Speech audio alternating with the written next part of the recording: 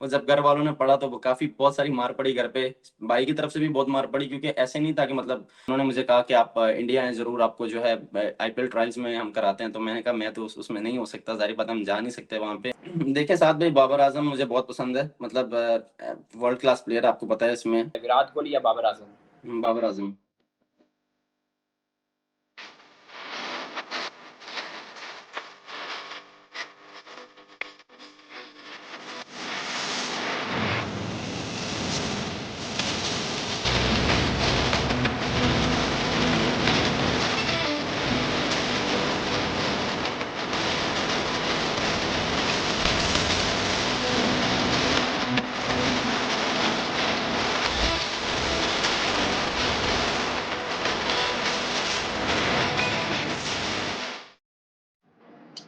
Hello अस्सलाम वालेकुम viewers, आप देख रहे हैं ग्रीन टीम। मुझे कहते हैं साद इश्तियाक सिद्दीकी और जैसे कि आप सबको मालूम है कि वर्ल्ड कप अपने पूरे ज़ोर शोर से जारी है।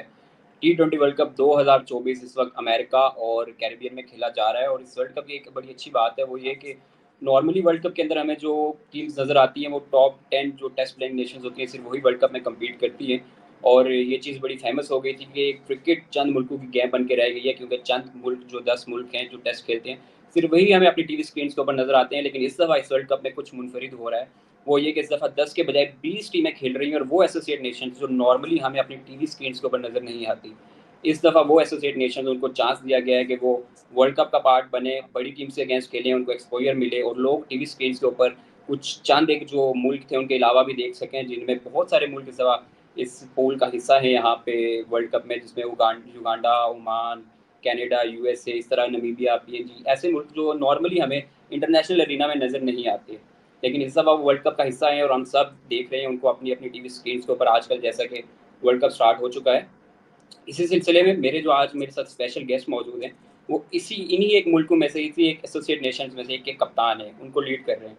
वैसे देखने में आपको लग रहा होगा ये तो पाकिस्तानी है, तो ये इन मुल्कों को कैसे रिप्रेजेंट कर रहे हैं, तो मैं आप लोगों को बताता चलूँ कि ये पैदा पाकिस्तान में हुए थे, सियालकोट में पैदा हुए और इस टाइम ये ओमान की क्रिकेट टीम को वर्ल्ड कप 2024 में रिप्रेजेंट कर रहे हैं, बल्कि उनको लीड कर रहे हैं। सो आकिब इलियास को हम वेलकम करेंगे अपने शो में। अस्सलाम वालेकुम आकिब भाई and welcome to the show. वालेकुम सलाम, बहुत शुक्रिया साद भाई। आकिब भाई, सबसे पहले ये बताइएगा कि आप इस टाइम अमेरिका में मौजूद हैं, वर्ल्ड कप खेल रहे हैं, सो कैसा माहौल है वर्ल्ड कप का?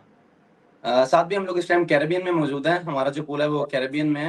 हम्म। और ज़बरदस्त चल रहा है अल्हम्दुलिल्लाह, एनवायरनमेंट वगैरह हर चीज़ बहुत पॉजिटिव है। और अभी तो स्टार्टअप हुआ है इंशाल्लाह हम लोगों का। अच्छा, बिल्कुल। आकिब भाई, बीइंग बोर्न इन सियालकोट, वैसे तो पाकिस्तान में कोई भी बच्चा पैदा होता है तो उसका ड्रीम होता है क्रिकेटर बनना। तो आपने वो ड्रीम तो अचीव कर लिया, लेकिन अपने मुल्क के लिए नहीं खेल सकते, आप खेल रहे हैं ओमान को, बल्कि लीड कर रहे हैं ओमान को। सो अब पाकिस्तान से सियालकोट में पैदा होके ओमान क्रिकेट की तरफ जाना, वहाँ पे जाके खेलना, वहाँ का कैप्टन बनना, थोड़ा सा अपने सफ़र के बारे में हमें रिकॉल कीजिएगा। साथ भी एक्चुअली मैं 6 मंथ्स का था जब हमारी फैमिली जो है वहाँ से मूव आउट कर गई थी पाकिस्तान से, बिज़नेस के रिलेटेड में कुछ काम के सिलसिले में अब्बू जो हैं वो ओमान आ गए थे। तो अल्हम्दुलिल्लाह यहाँ पे फिर उन्होंने अपना बिज़नेस सेटअप किया और मैंने अपनी स्टडीज़ वगैरह जो कुछ भी था वो ओमान में ही किया। और उसके बाद मैंने अपना स्कूल जॉइन किया, पाकिस्तान स्कूल मस्कत यहाँ पे ओमान में। फिर स फर्स्ट टाइम जो है मैंने उनको अंडर 16 रिप्रेज़ेंट की, फिर अंडर 19। एक्चुअली मेरे भाई अदनान जो हैं वो भी ओमान टीम को रिप्रेज़ेंट करते थे।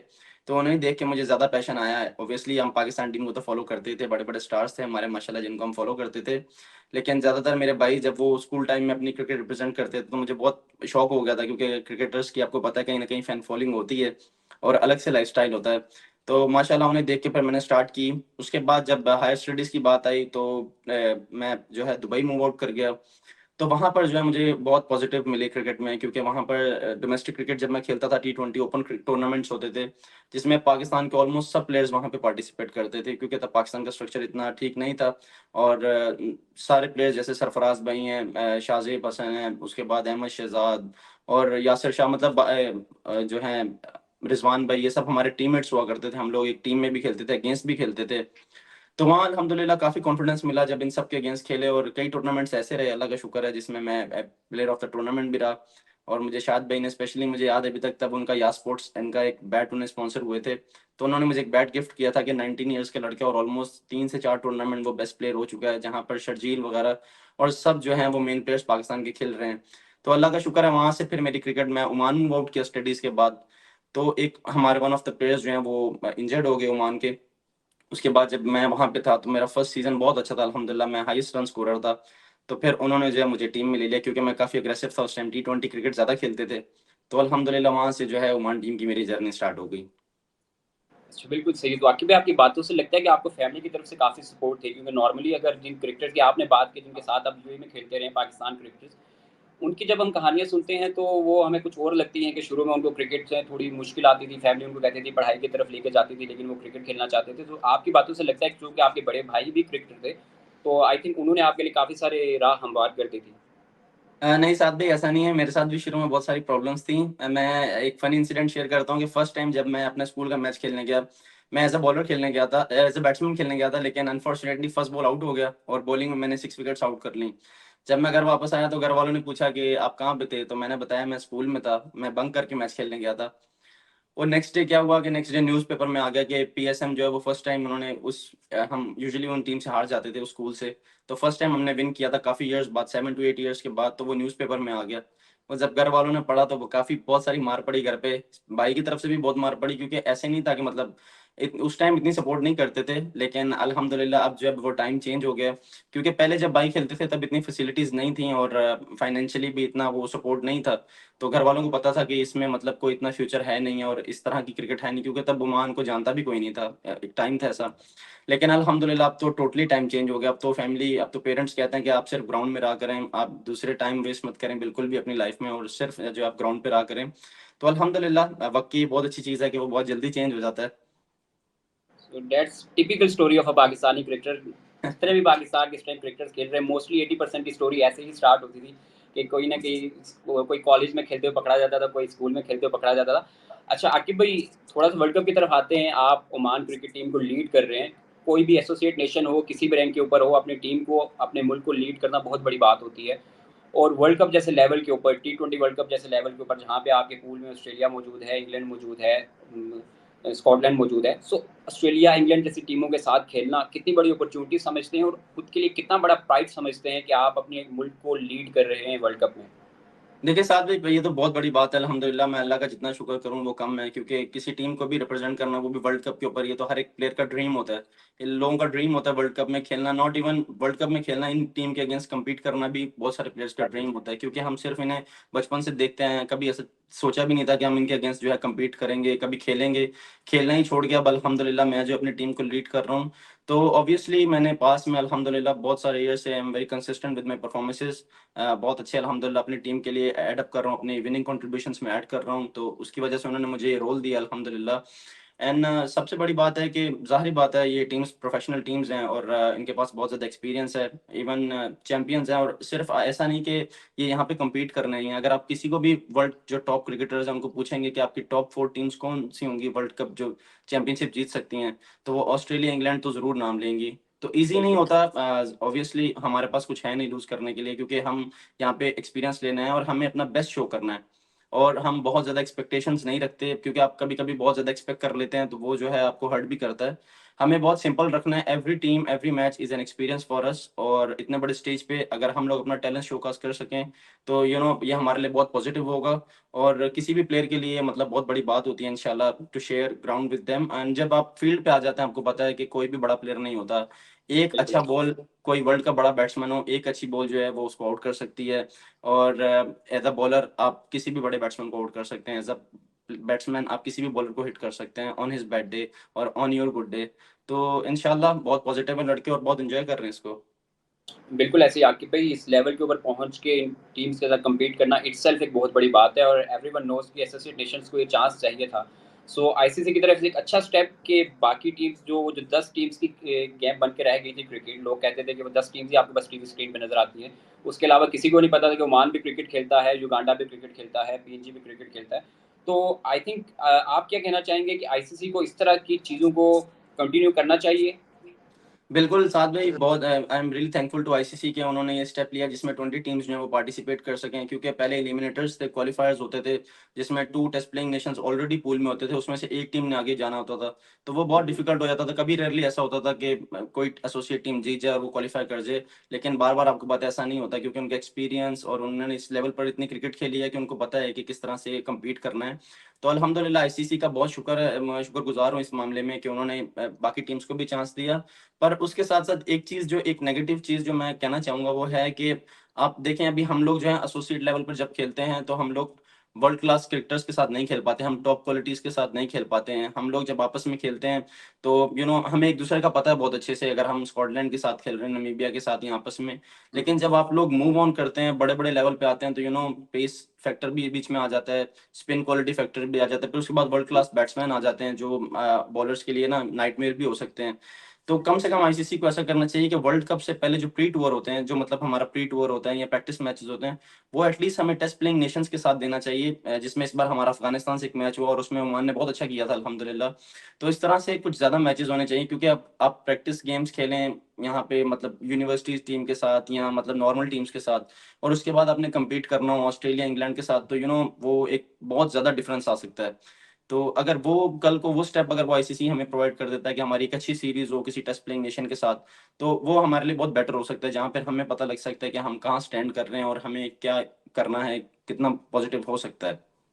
बिल्कुल ऐसे ही आकिब है, और जिस तरह से आपकी एसोसिएट नेशंस की क्रिकेट इमर्ज कर रही है, वो दिन दूर नहीं है कि जब बाकी किसी टीम का मुझे पता नहीं, लेकिन ओमान की क्रिकेट को मैं डोमेस्टिक क्रिकेट को काफ़ी क्लोजली फॉलो करके आया हूँ इस साल। तो मुझे लगता है कि ओमान की क्रिकेट बहुत ग्रेजुअली ऊपर जा रही है, और वो दिन दूर नहीं है कि जब ओमान की क्रिकेट अफगानिस्तान जैसे, अफगानिस्तान की इस टाइम टीम है, उस लेवल पे पहुंच के दूसरी टीम से कम्पीट कर रही होगी। और जैसे आपने बात की कि यकीनन आईसीसी को भी इस बारे में स्टेप्स लेने की ज़रूरत है। थोड़ा सा आपकी कैरियर की तरफ आते हैं।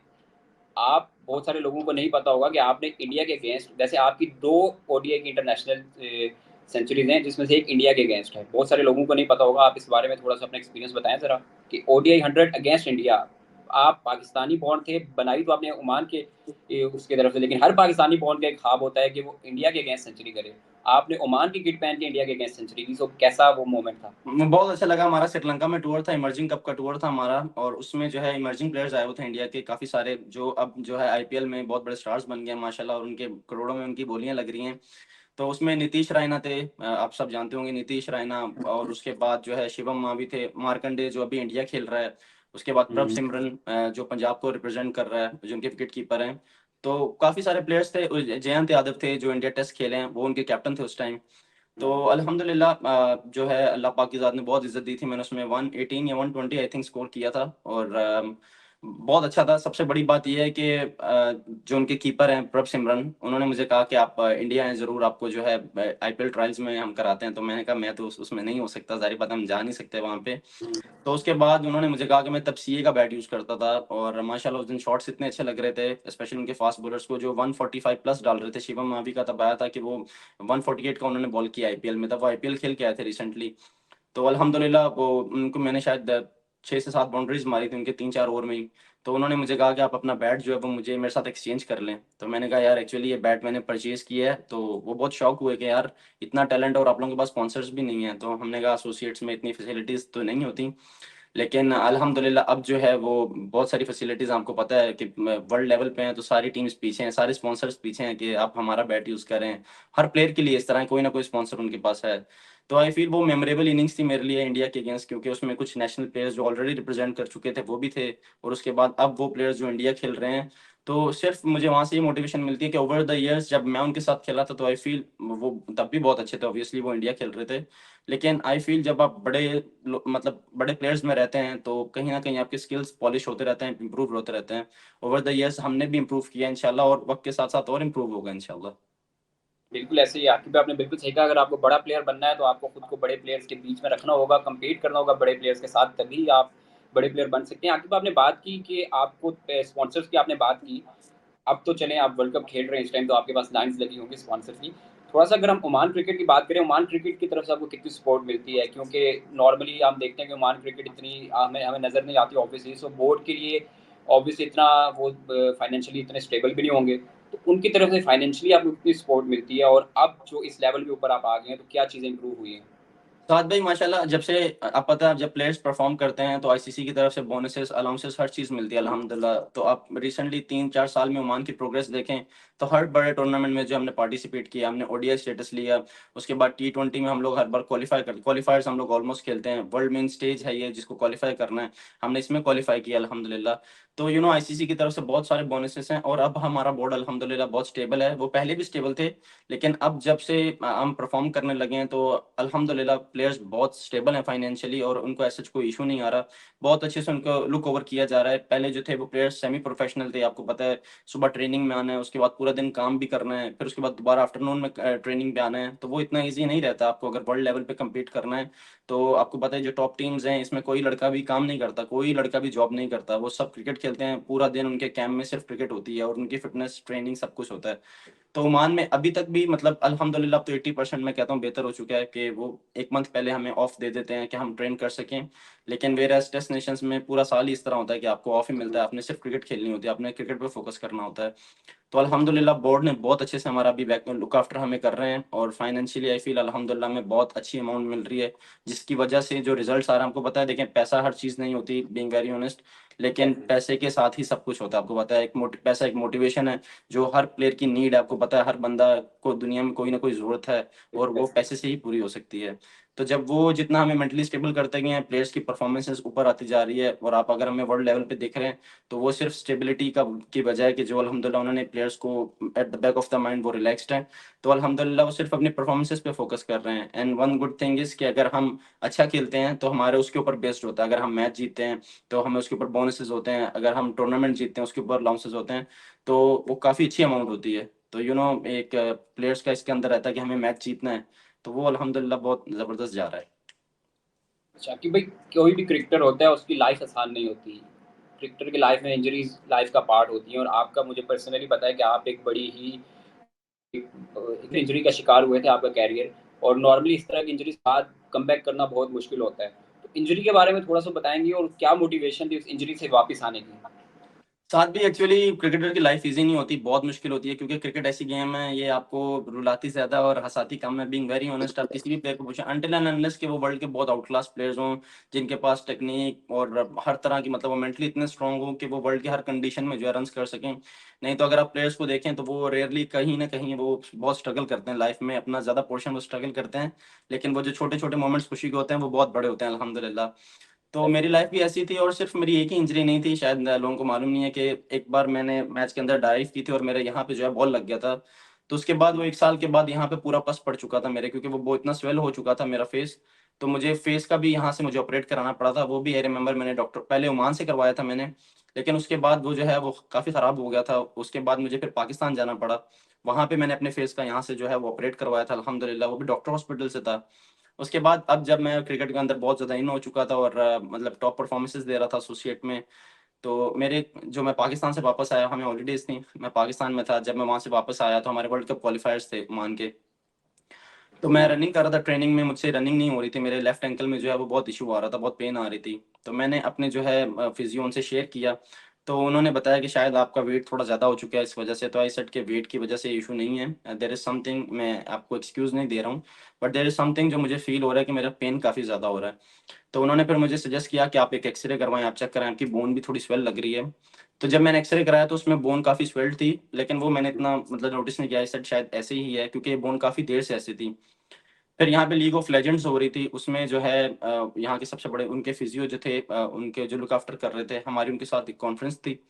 तो उनके बाद जब मैं उनके पास गया, मैंने उनसे पूछा और हमारे फिजियो भी उनके साथ थे। तो मैंने बताया कि ये सिचुएशन है, तो वो देखते ही उन्होंने मेरा एक्स-रे, उन्होंने कहा कि आपने अपने ब्लड टेस्ट और अपनी रिपोर्ट्स करवाई हैं? तो मैं थोड़ा शॉक हो गया, मैंने बोला ब्लड टेस्ट के इसमें क्या लिंक है? तो उन्होंने बोला आपको पता है कि मैं कहना नहीं चाहता पर ये ट्यूमर भी हो सकता है क्योंकि आपकी बोन जिस तरह से स्वेल है, ये ट्यूमर भी हो सकता है। उसके बाद मैं हॉस्पिटल गया, मुझे बोर्ड ने कहा कि आप हॉस्पिटल जाके अपने टेस्ट कराएँ। तो जब मैंने अपना टेस्ट करवाया, वो डॉक्टर ने मुझे मेरे सामने बैठ के जब रिपोर्ट्स देखी तो उन्होंने कहा कि आपको ट्यूमर है। तो आप यकीन करें कि अल्लाह की ज़ात बहुत बड़ी है, अल्लाह माफ़ी दे, उस टाइम तो ऐसा दिल घबरा गया था, दिल काँप गया था। तो जब मैं वहाँ से वापस आया, मैंने अल्लाह की राह में सदका दिया और मैं वापस आया तो मेरी फैमिली भी यहाँ पे नहीं थी, मेरी फैमिली पाकिस्तान में थी। सिर्फ़ मेरे भाई थे छोटे मेरे साथ और मेरे कज़न थे। तो जब मैं वापस आया तो उन्होंने मुझसे पूछा कि आप काफ़ी खामोश हो और क्या हुआ? मतलब वो चुप थे बल्कि बैठे हुए थे, हम खाना खा रहे थे। तो वो खाना खाते हुए वालदा की याद आई, तो आँखों में से आँसू आ गए इस चीज़ को सोच के कि इतनी बड़ी चीज़ हो गई है, मैं उन्हें कैसे शेयर करूँ? क्योंकि उनकी भी तबीयत तब खराब थी। तो कज़न ने जब देखा, भाई ने, छोटे ने, तो उन्होंने पूछा कि क्या हुआ? आप क्यों रो रहे हो? मतलब क्या हुआ है? तो फिर एक दोस्त ने मेरे साथ जो हॉस्पिटल गया था, उन्होंने बताया कि जब से हॉस्पिटल से आए हैं, काफ़ी खामोश है, बात भी नहीं कर रहा और गोश्त वग़ैरह लेके समुंदर में सदका करके आया है, तो कोई तो इश्यू है। तो फिर मैंने उन्हें बताया कि मुझे डॉक्टर्स ने ट्यूमर बताया। फिर मेरे बोर्ड ने मुझे लुक आफ्टर किया अल्हम्दुलिल्लाह बहुत अच्छे से। उन्होंने कहा कि आप ऑस्ट्रेलिया जाना चाहते हैं, आप अमेरिका जाना चाहते हैं, आप वर्ल्ड में किसी भी जगह पे अपना ऑपरेट करवाना चाहते हैं या इसकी लुक आफ्टर करना चाहते हैं, तो हम आपको पूरी तरह से सपोर्ट करते हैं। लेकिन फिर वो मेरे लिए एक ऐसा टाइम था, बहुत टफ टाइम था, क्योंकि क्रिकेट भी ओमान की तब बहुत ज़्यादा हो रही थी। मैं भी कहीं न कहीं फ्रेंचाइज़ क्रिकेटर्स में भी आने वाला था, और उसके बाद ओमान के लिए तो मैं मेन प्लेयर था उस टाइम। तो अनफॉर्च्यूनेटली मुझे क्रिकेट से ऑफ लेना पड़ा और फिर मैंने डिसाइड किया कि मैं पाकिस्तान जाऊँगा, क्योंकि मेरी फैमिली वहाँ है और फैमिली सबसे ज़रूरी होती है, आपको पता है इस मोमेंट पे। तो आई केम टू डॉक्टर हॉस्पिटल, वहाँ पे अल्हम्दुलिल्लाह मेरा ऑपरेट हुआ और फिर शौकत खानम से मेरी रिपोर्ट्स हुई और उसके बाद मालूम पड़ा कि अल्लाह का शुक्र है वो बिनाइन था, वो ट्यूमर जो है वो स्प्रेड नहीं हुआ, अल्लाह का शुक्र अल्हम्दुलिल्लाह, और बहुत अच्छे से जो है उन्होंने मेरा ट्रीट कर दिया मेरे डॉक्टर ने। तो फिर काफ़ी मंथ्स लगे वापस आने में क्रिकेट में, अल्लाह का शुक्र अल्हम्दुलिल्लाह, अपनी फैमिली के साथ। वो टफ टाइम था, बहुत टफ टाइम था, लेकिन अल्लाह का शुक्र है कि वो उस टाइम को लेके ना मैं काफ़ी थैंकफुल हो गया कि अल्लाह की ज़ात ने मुझे अगर किसी चीज़ से नवाज़ा है तो मुझे बहुत शुक्रगुज़ार होना चाहिए। और एक बेटर ह्यूमन बनने में भी हेल्प की उस इंजरी ने मुझे कि आप लोगों की मदद करो। ये क्रिकेट तो किसी भी दिन ख़त्म हो सकती है, इंसानियत जो है वो साथ जाएगी, लेकिन क्रिकेट एक दिन की इंजरी की बात है, अब अल्लाह ना करे ऑन द फील्ड एक इंजरी हो जाए, तो आपको देखा कि बड़े-बड़े वर्ल्ड के क्लास क्रिकेटर्स थे जिनकी करियर खत्म हो गया, जिनको आज कोई पूछता भी नहीं, जिनका आज नाम भी नहीं है। लेकिन अगर आप एक अच्छे इंसान हैं, तो कोई ना कोई आपको अच्छे लफ्ज़ों में ज़रूर याद करेगा। जैसे ही मैं क्रिकेट में वापस आया, मेरा फर्स्ट ओवर था नेपाल में, और नेपाल में आते ही मैं लेग स्पिन कर रहा था, तो स्टेप आउट होके सोमपाल ने शॉट मारी, नेपाल के प्लेयर ने, वो मेरे थंब पे लगी और जब मैं बाहर आया तो थंब बहुत स्वेल हो गया हुआ था। अब मैं बैट भी नहीं पकड़ पा रहा था और इम्पोर्टेंट मैच भी था हमारे लिए। तो फिर मैंने कोच ने, उनके वहाँ पे जो डॉक्टर्स होते हैं आईसीसी के, उन्होंने कहा कि आप जो है चेक कराएँ, क्योंकि काफ़ी स्वेल हो चुका है और ब्लैक भी होता जा रहा है, ब्लैक और ब्लू ब्रूजेज़ आ गए हैं। हॉस्पिटल गए तो फर्स्ट मैच था मेरा, तो उन्होंने कहा कि आपका जो है ये डिस्लोकेट हो गया थंब, तो आप कंटिन्यू कर सकें, और वापस इतना बड़ा प्लास्टर लगा के मैं आया हूँ। मैंने कहा या अल्लाह, इतने टाइम बाद वापस आए हैं क्रिकेट में, आते फिर इंजरी हो गई है। लेकिन अल्लाह का शुक्र है मेंटली काफ़ी स्ट्रॉन्ग हूँ, अल्लाह का शुक्र अल्हम्दुलिल्लाह, और अल्लाह की ज़ात इज़्ज़त देने वाली होती है। तो अभी ज़बरदस्त चल रहा है, अब वो टाइम था और अब एक टाइम है कि अपनी टीम को लीड कर रहा हूँ, और वर्ल्ड वाइड जो है अल्लाह का शुक्र है, अल्लाह इज़्ज़त दे रहा है। बिल्कुल ऐसे ही आकिब भी, जैसे आपने बोला कि एक इंजरी, छोटी सी इंजरी के इसी कैरियर को ख़त्म कर सकती है, तो सबसे जो पहला नाम मेरे ज़हन में आया वो हम सब के, यकीनन आपके भी चाइल्डहुड हीरो होंगे, बल्कि आपके ही शहर से हैं, वो इमरान नज़ीर, जो पाकिस्तान के एक धुएँधार बैट्समैन थे, लेकिन एक इंजरी की वजह से आज शायद दुनिया को या आजकल के बच्चों को इमरान नज़ीर का नाम नहीं पता। सो इंजरी हुँ। क्रिकेट, किसी भी क्रिकेटर के कैरियर में एक बड़ा एक अहम किरदार अदा करती है, और उससे वापस आने की मोटिवेशन, जैसे आपने बताया आपकी फैमिली आपकी मोटिवेशन थी। आकिब भाई, थोड़ा-सा आगे चलते हैं, बात करते हैं। आप वैसे तो ओमान से खेल रहे हैं, लेकिन कहीं अगर इस वर्ल्ड कप में तो मुश्किल लग रहा है, लेकिन कहीं अगर आपको आगे एशिया कप आ रहा है, उसमें पाकिस्तान के अगेंस्ट खेलने का मौका मिले, तो तब क्या फीलिंग्स होंगी आकिब इलियास की कि फैमिली को छो एक तरफ फैमिली आपकी पाकिस्तान में बैठी हुई है, वो पाकिस्तान को सपोर्ट कर रही है, आकिब इलियास पाकिस्तान के अगेंस्ट खेल रहा है। तो वो आकिब इलियास की क्या फीलिंग्स होंगी ओमान को पाकिस्तान के अगेंस्ट लीड करना? देखिए साथ में बहुत सारे प्लेयर्स ऐसे हैं जो मैंने सुना है, जिनको मैं फॉलो करता हूँ, या मतलब देखा है कि वो पाकिस्तान में अच्छा परफॉर्म करते हैं, लेकिन वो जब वहाँ से मूव आउट करते हैं तो बहुत सारे नेगेटिव कमेंट्स भी पास करते हैं कि हमें चांस नहीं मिला, और आपको पता है ये हो गया वो हो गया, उनके दिल में ग्रजेस रहते हैं। लेकिन अल्हम्दुलिल्लाह हुँ, मेरे हुँ। दिल में ऐसा कोई ग्रज नहीं है, और वो सब मेरे लिए स्टार्स हैं, और पाकिस्तान की टीम मुझे बहुत पसंद है, क्योंकि मैं तो 6 मंथ्स का था जब मैं मूव आउट कर गया, और मैंने क्रिकेट खेली ही ओमान में, मैंने पाकिस्तान में कभी क्रिकेट नहीं खेली। सिर्फ फर्स्ट टाइम मैं एक लीग खेलने गया था, कश्मीर प्रीमियर लीग, जिसमें आप भी वहाँ पे थे। वो मेरा हुँ, फर्स्ट हुँ। टाइम था, मैं पाकिस्तान में खेला हूँ, नहीं तो मैं सिर्फ़ ओमान में क्रिकेट खेला हूँ, वहाँ पे ही सीखा जो भी सीखा। तो बहुत अच्छा रहेगा, क्योंकि अब आपको पता है पाकिस्तान में बहुत ज़्यादा क्रेज़ है लोगों को, और वो मैच सारी दुनिया देखेगी। तो मेरी तो सोच यही होगी कि मैं अच्छा परफ़ॉर्म करूँ, ताकि ज़्यादा से ज़्यादा दुनिया देख सके माशाल्लाह, और इंटरनली मतलब इंसान की फीलिंग होती है कि मुझे हर मैच में खेलना है। ये नहीं कि सिर्फ़ पाकिस्तान के अगेंस्ट ही, मैं वर्ल्ड की किसी टीम के अगेंस्ट भी खेलूँ, कोई छोटी टीम है, कोई बड़ी टीम है, कोई वर्ल्ड चैंपियंस हैं। मेरी यही कोशिश है कि मैं उनके अगेंस्ट अच्छा कम्पीट करूँ और अच्छा परफ़ॉर्म कर सकूँ। तो बस यही थिंकिंग होगी, एज़ सच तो अल्हम्दुलिल्लाह कोई नहीं, कि बस अच्छा लगेगा, ज़ाहिर बात है हमारे स्टार्स हैं वो, और हम उनकी रिस्पेक्ट करते हैं। तो उनके साथ अगर हम टाइम शेयर करें, हम बात कर सकते हैं, किस तरह वो इम्प्रूव करते हैं, किस तरह वो बैटिंग करते हैं, क्या वो कर सकते हैं बेटर, तो अल्हम्दुलिल्लाह। शाकिब, आपने बात की स्टार्स हैं, आप सबकी रिस्पेक्ट करते हैं। वैसे आप तो काफ़ी जारहाना खेल खेलते हैं, पाकिस्तान में आपका फेवरेट बैट्समैन कौन-सा है? पाकिस्तान की क्रिकेट टीम में? देखिए साथ भाई, बाबर आजम मुझे बहुत पसंद है, मतलब वर्ल्ड क्लास प्लेयर आपको पता है इसमें, लेकिन अभी तक वो हमारे लिए मैच फिनिशर नहीं बन सका, और मेरी दुआ है उसके लिए कि इंशाल्लाह वो आगे मैच फिनिशर भी बने। लेकिन दो प्लेयर्स ऐसे हैं जो वर्ल्ड कप में हमारी टीम को अगर आगे लेके जा सकते, एक तो रिजवान भी अच्छा कर रहे हैं, लेकिन फ़खर और इफ्तिखार ऐसे प्लेयर हैं जो कहीं न कहीं मुझे लग रहा है कि पाकिस्तान को ना मैचेस जिता सकते हैं। वो मैच, बड़ा मैच जो है वो जिता सकते हैं, क्योंकि वो काफ़ी पॉज़िटिव खेलते हैं और उनकी स्ट्राइक रेट भी ज़्यादा है। पर ओवर द ईयर्स अभी तक ऐसा मुझे कोई प्लेयर नहीं दिखा जो, मतलब आपको पता है कि कहीं न कहीं पाकिस्तान बैटिंग में स्ट्रगल कर रहा है। बॉलर्स तो वर्ल्ड क्लास हमेशा से आ रहे हैं। तो आई होप कि कोई ना कोई प्लेयर्स ऐसे ज़रूर आएँगे जो इंशाल्लाह इनको आप बिल्ड करें, अगर अच्छे से आप बिल्ड करते हैं इन्हें, तो ये प्लेयर्स में क्वालिटी बहुत ज़्यादा है और टैलेंट भी बहुत ज़्यादा है, और ये आपके लिए मैच विनर्स हो सकते हैं ईज़िली। बिल्कुल ऐसे ही है। आगे भी अपने शो के इख्तिताम की तरफ चलते हैं। आखिर में आपसे एक छोटा-सा रैपिड फायर राउंड खेलेंगे। मैं 2 आपको ऑप्शंस दूँगा, आपने कोई एक सिलेक्ट करना होगा। तो सबसे पहला ये है कि कवर ड्राइव आपको किसकी पसंद है, विराट कोहली या बाबर आज़म? बाबर आज़म। और यॉर्कर्स आपको किसके पसंद है, ये शाहीन का फर्स्ट ओवर का यॉर्कर या बुमराह का? शाहीन का, नो डाउट।